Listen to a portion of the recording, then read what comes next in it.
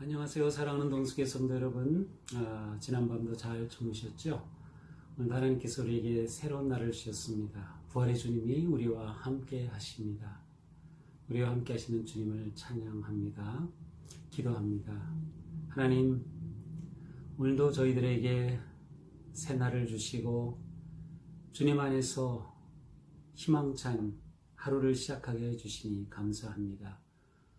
오늘도 하루를 시작하며 주님 앞에 서서 말씀 앞에 우리 자신을 세우고 또 주님의 은혜를 사모합니다. 이 시간도 성령님 함께하여 주셔서 우리 가운데 친히 말씀하여 주시고 오늘도 우리가 주님의 말씀으로 하루를 의미 있게 거룩하게 또 복되게 살아갈 수 있도록 인도하여 주시옵소서. 예수님 이름으로 기도합니다. 아멘. 네, 오늘 우리가 볼 말씀은 마가복음 9장 2절에서 9절까지의 말씀입니다. 제가 읽겠습니다. 엿새 후에 예수께서 베드로와 야고보와 요한을 데리시고 따로 높은 산에 올라가셨더니 그들 앞에서 변형되사 그 옷이 광채가 나며 세상에서 빨래하는 자가 그렇게 희귀할 수 없을 만큼 매우 희어졌더라. 이에 엘리야가 모세와 함께 그들에게 나타나 예수와 더불어 말하거늘 베드로가 예수께 고하되 라피여 우리가 여기 있는 것이 좋사오니 우리가 초막 셋을 짓되 하나는 주를 위하여 하나는 모세를 위하여 하나는 엘리야를 위하여 하사이다 하니 이는 그들이 몹시 무서워하므로 그가 무슨 말을 할지 알지 못함이더라. 마침 구름이 와서 그들을 덮으며 구름 속에서 소리가 나되 이는 내 사랑하는 아들이니 너희는 그의 말을 들으라 하는지라. 문득 둘러보니 아무도 보이지 아니하고 오직 예수와 자기들 뿐이었더라. 그들이 산에서 내려올 때에 예수께서 경고하시되 인자가 죽은 자 가운데서 살아날 때까지 본 것을 아무에게도 이르지 말라 하시니. 아멘.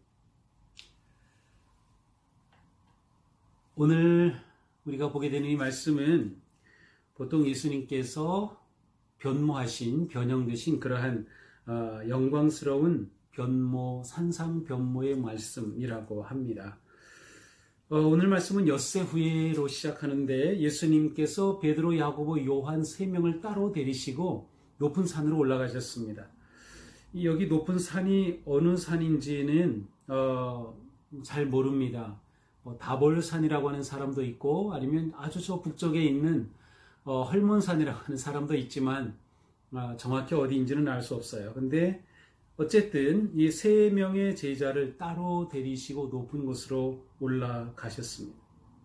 그런데 그곳에서 예수님의 모습이 변형됐습니다. 그래서 변형되었다는 말은 단순히 어떤 그 모습이 변모했다는 의미가 아니라 예수님이 본질적으로 다른 존재의 모습을 보이셨다는 뜻이에요. 예수님이 본질적으로 다른 모습.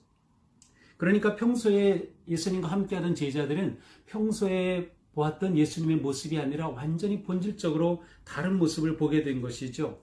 근데 그 예수님의 모습은 옷이 광채가 나서 빨래하는 사람이 그렇게 희귀할 수 없을 만큼 희어진 모습이었습니다.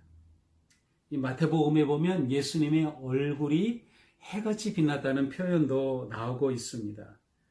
그러니까 예수님의 모습이 완전히 본질적으로 다른 모습이 되었는데 그 모습은 해처럼 빛나는 그리고 그 옷이 너무도 희어서 광채가 나는 그러한 모습이었습니다. 여기서 나타나는 광채, 희어졌다. 그리고 이제 뒤에 나타나는 구름이란 단어들은 하나님의 임재하심을 상징적으로 나타내는 표현들입니다.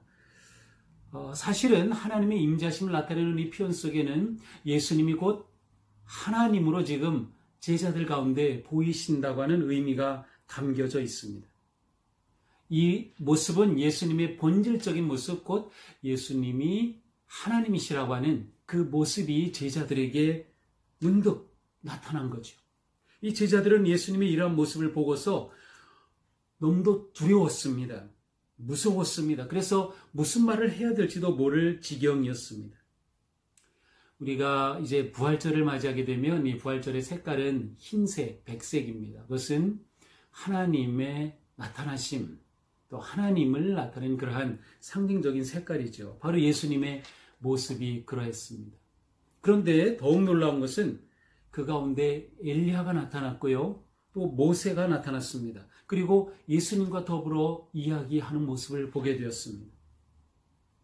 제자들이 이 모습을 보면서 엘리야인지 모세인지 어떻게 구분했을지는 상상에 맡길 수밖에 없지만 엘리야와 모세가 예수님과 함께 이야기하는 이 장면을 제자들이 보게 된 것이죠. 모세는 누구입니까? 이스라엘 백성들에게 율법을 전해준 율법의 중보자입니다. 그리고 모세는 이 율법을 통하여서 그리스도를 예언한 그러한 분입니다.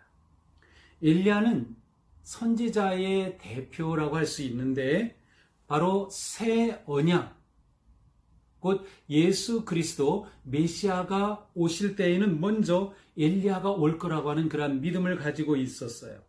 그러니까 이 엘리야는 선지자의 대표, 모세는 율법의 대표, 또 모세는 그리스도를 예고한 분, 엘리야는 그리스도의 오심 앞에서 그리스도의 선구자의 역할을 할 분으로 알려진 사람들입니다.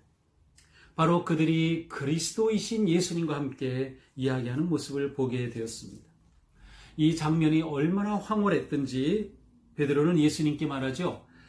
랍비요, 우리가 여기 있는 게 너무도 좋습니다. 이곳에 조그만 집을 하나 짓는 게 어떨까요?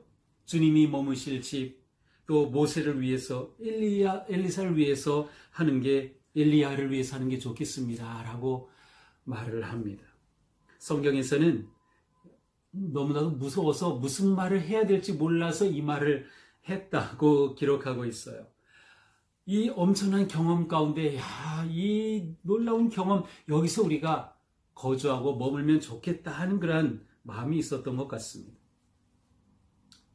그런데 그 순간 구름이 와서 덮더니 구름 속에서 음성이 들립니다. 내 사랑하는 아들이 너희는 그의 말을 들으라. 예수님께서 세례를 받으셨을 때 하늘에서 들린 그 음성이죠. 이번에도 다시 음성이 들립니다. 내 사랑하는 아들이니 너희는 그의 말을 들으라. 예수님이 하나님의 아들 되심을 확증해 주십니다. 예수님이 메시아 그리스도이심을 확증해 주시는 음성입니다. 예수님이 참 모습이 드러났고 예수님이 참으로 어떤 분이신지 하늘의 음성으로 확증해 주시는 순간이었습니다. 그 순간 제자들이 둘러보니 다 사라지고 예수님만 그들과 함께 계셨습니다. 자, 그런데 그들이 계속 그것에 머물면 좋았을 텐데 이어지는 말씀은 산에서 내려오는 모습입니다. 예수님은 제자들과 함께 산 아래로 내려갔습니다. 자, 오늘의 이 말씀을 보면서 제자들이 산 위에서 했던 이 경험, 정상의 경험이 얼마나 놀라운지 볼 수 있습니다. 이 정상의 경험은 예수 그리스도의 본질적인 모습을 본 것이고 참 그리스도를 만난 것이고 예수 그리스도의 그 영광을 보게 된 그러한 경험이었습니다. 이러한 정상의 경험은 우리의 신앙을 확증해 줍니다. 우리의 믿음의 확신과 용기를 주는 그러한 놀라운 경험이죠. 예수 그리스도가 정말 하나님이시라는 것을, 예수님이 놀라운 메시아이심을 우리가 경험하게 될 때 그 놀라운 영광의 경험은 우리의 신앙의 힘과 용기와 희망을 줍니다. 자, 그러나 예수님은 그곳에 머물지 않으시고 내려오셨습니다. 우리가 신앙생활할 때 정상의 경험이 필요합니다. 특별히 우리가 예배할 때 우리는 하나님의 거룩하신 임재 안에서 정상의 경험을 합니다. 자, 그러나 정상의 경험을 우리가 하지만 그곳이 우리가 영원히 머물 곳은 아닙니다. 정상의 그리스도를 경험한 우리는 이 세상의 예수님과 함께 살아야 할 예수님의 제자이기 때문이죠. 산에 올라서 경험하는 그 영광을 품고 땅으로 내려와 삶의 자리에서 이 세상의 아픔과 고난과 역경과 절규함 가운데 살아가는 삶, 그것이 제자의 삶입니다. 예수님이 내려오셨을 때 그곳에는 귀신 들린 아이가 있었고 그를 고쳐주시게 됩니다. 예수님의 이러한 모습, 그리고 예수님의 이러한 모습을 경험한 제자들을 통해서 우리는 믿음의 삶이 어떠해야 하는가를 알 수 있습니다. 우리는 정상의 경험이 필요합니다. 예수님의 본질적인 모습을 깨달아야 하고 그 영광스러운 경험이 필요합니다. 그러나 정상의 경험은 우리를 산 아래로 내려갈 것을 요구합니다. 하나님을 만난 우리, 거룩한 경험을 한 우리는 이 세상 한가운데로 내려가서 우리의 삶의 자리에서, 가정에서, 직장에서, 죄악이 가득한 이 땅에서 거룩한 삶을 살아야 하기 때문이죠. 이것이 우리의 진정한 모습입니다. 산 위의 경험, 산 아래의 삶. 이것은 마치 산 위의 그리스도, 산 아래의 예수님, 예수 그리스도이신 것과 같습니다. 하늘의 뜻이 땅에서 이루어져야 하듯 우리는 거룩한 경험을 가지고 이 땅에서 거룩한 존재로 살아가야 하는 것이죠.